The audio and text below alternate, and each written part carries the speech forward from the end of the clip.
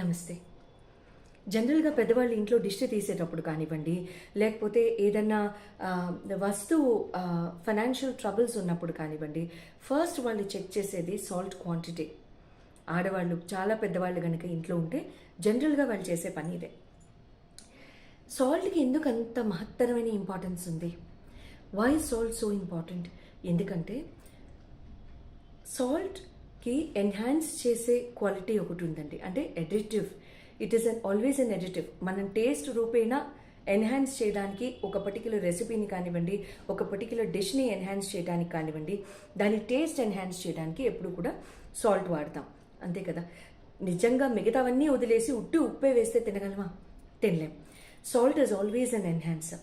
అందుకని ఎప్పుడు కూడా దిష్టి తీసేటప్పుడు కానివ్వండి, నెగటివ్ ఎనర్జీ తీసేటప్పుడు కానివ్వండి, ఉప్పు వాడినప్పుడు గట్టిగా ఎక్కువ శాతం కనుక ఉప్పు వాడితే కసివైనప్పుడు ఎట్లా అయితే మనం కళ్ళు మిటికిరిస్తామో లేదా మొహమంతా ముడుచుకున్నట్టుగా మనం చూస్తామో, అందుకని ఈ సాల్ట్కి ఆ నెగటివ్ ఎనర్జీ తీసేసే ప్రక్రియల్లో కూడా మొట్టమొదటి ప్రాధాన్యం అనేది ఇవ్వబడింది.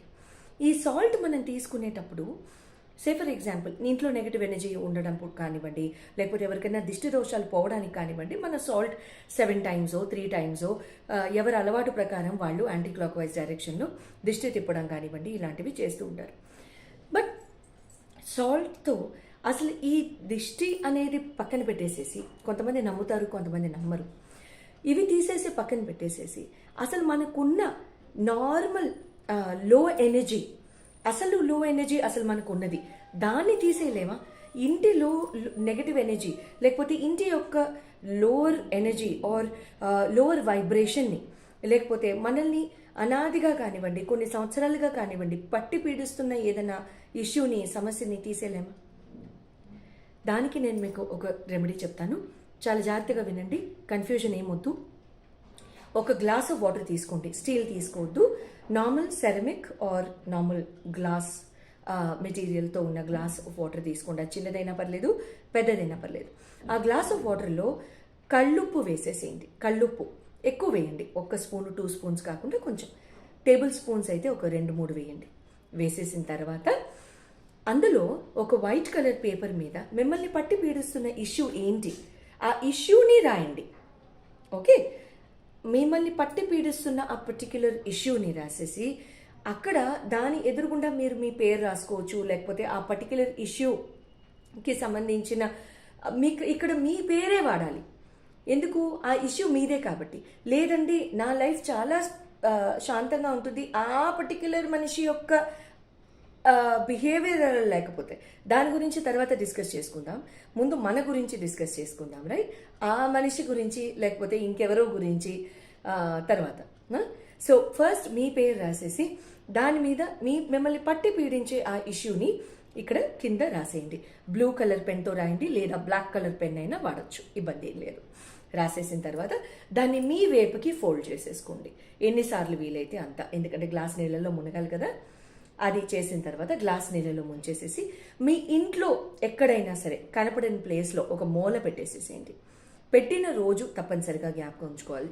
ఇక్కడ 7th డే మీరు ఆ గ్లాస్ ఆఫ్ వాటర్ పెట్టిన డే నుంచి 7th డే వరకు ఆ గ్లాస్ ఆఫ్ వాటర్ అలాగే ఉండాలి విత్ దట్ పర్టిక్యులర్ ఇష్యూ. అది ఉన్న తర్వాత ఈ 7 daysలో చాలా మార్పు మీకు కనబడుతూనే ఉంటుంది. ఆ ఇష్యూ రిజాల్వ్ అయిపోవడము, లేకపోతే ఆ పర్టిక్యులర్ ఇష్యూ యొక్క మనిషి మీకు ఏదైనా సారీ చెప్పడం కానీ, ఏదైనా కేసో లేకపోతే కొలీగో ఏదైనా ఇష్యూ అయితే బాసో వాట్ ఎవర్ ఇట్ ఇస్, లేదా మీరు మంచి టర్మ్స్కి రావడం కానివ్వండి, మంచి మాట్లాడుకునే టర్మ్స్కి రావడం కానివ్వండి, ఏదైనా సరే ఇలాంటి మ్యాటర్స్ ఇక్కడ జరుగుతాయి. ఫైనాన్షియల్ ఇష్యూ అయినా సరే పర్వాలేదండి, రాసుకోవచ్చు, ఇబ్బంది ఏం లేదు. మా ఫైనాన్షియల్ ఇష్యూ మాకు తీరిపోవాలి, but at the same time hard work will pay. Financial issue తీరిపోవాలి, నేను ఇంట్లో ఫ్యాన్ కింద కూర్చుంటాను, ఏసీ రూమ్లో కూర్చుంటాను అంటే please, hard work is first, అయినా when you sweat it you get it. Good. So whenever you're paying your hard work will definitely fetch you back. అంతేకాని నేను ఇంట్లో ఇలాగే కూర్చుంటాను బట్ జాబ్ నాకు అంతటికీ అదే, దాని అంతటికీ అదే వచ్చేసేయాలి అంటే ఎవరు వచ్చి తలుపుకోటరు. You only have to ring your own calling bell, right? Okay, so అది ఒకటి చేసేయండి. అండ్ 7 daysలో అయిన తర్వాత ఇప్పుడు ఏం చేస్తారు జాగ్రత్తగా వినాలి. ఆ గ్లాస్ ఆఫ్ వాటర్ని ఎక్కడైనా డ్రైన్లో పోసేసేయండి. డ్రైన్లో కానివ్వండి, సింక్లో కానివ్వండి, టాయిలెట్లో కానివ్వండి, ఎక్కడైనా సరే పోసేసేయండి. పోసేసిన తర్వాత ఆ పేపర్ని ఇమీడియట్గా ఇష్యూ అయిపోయింది కదా, సో ఆ ఇష్యూని కూడా ఆటోమేటిక్గా టాయిలెట్లో ఫ్లష్ చేసేయండి, లేకపోతే డ్రైన్లో వేసేయండి. పేపర్ పోయి ఉంటుంది అప్పటికే, అది బిట్స్ అండ్ పీసెస్ అయిపోయి ఉంటుంది. సో బిట్స్ అండ్ పీసెస్ అయిపోయి ఉంటుంది కాబట్టి ఈజీగా ఫ్లష్ అయిపోతుంది. ఓకే, మరీ పెద్ద పేపర్ తీసుకోవద్దండి, so that drains get clogged again. Take a small piece of paper, చిన్నది తీసుకోండి. చాటుబారుతో అంతా రాయకండి, జస్ట్ ఇష్యూ రాయండి, just issue and your name. All the very best. I'm so sure this remedy will work miracles for all of you. Thank you very, very much. And if you like the content and if you appreciate the content being, suitable, we would also be very appreciative if you like, share, and subscribe. Thank you very much.